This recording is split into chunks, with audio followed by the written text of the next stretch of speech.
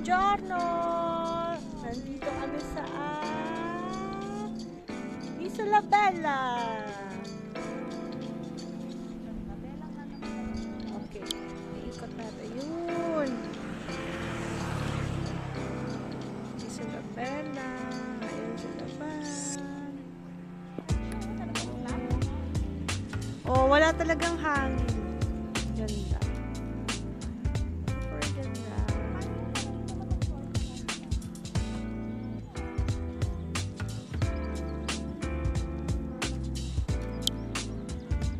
Ay, nasa Isola Bella na kami. Pababa na kami. Yes, baba na tayo.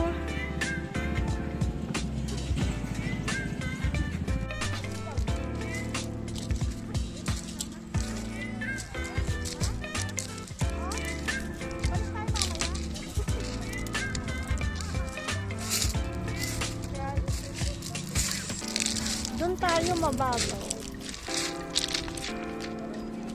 Kaya ba? Kaya? Masubukan ko lang. Isola Bella. Nakita ko sa boat nun, gusto kong bumaba. Hindi kami makababa. Hindi. Ayan, ayan ah. Ayan, ganyan ang sasakyan mo. Van. Hindi, boat lang. Isola Bella. Isola Bella, dito ka bumaba. Isola Bella.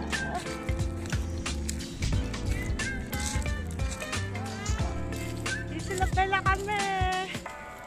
Very nice. Boy, ganda.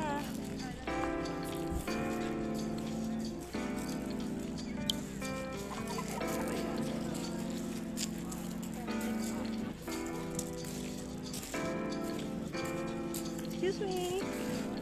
Isola Bella, Isola Bella in Siciliano, is a small island near Taormina, Sicily, southern Italy, also known as the Pearl of the Ionian Sea. It is located within a small bay on the Ionian Sea. It was a private property owned by Florence Trevelyan until 1990, when it was bought by the region of Sicily, being turned into a nature reserve administered by the Italian branch of the Worldwide Fund for Nature. There is a narrow path that often connects the island to mainland beach. The island is surrounded by the sea grottos and has small and rather rocky beach, which is a popular destination for sunbathers.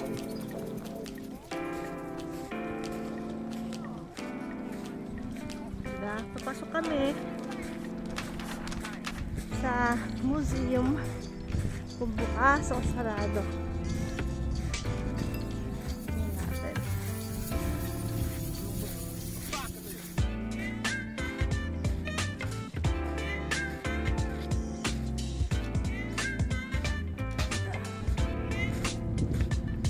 Sarado.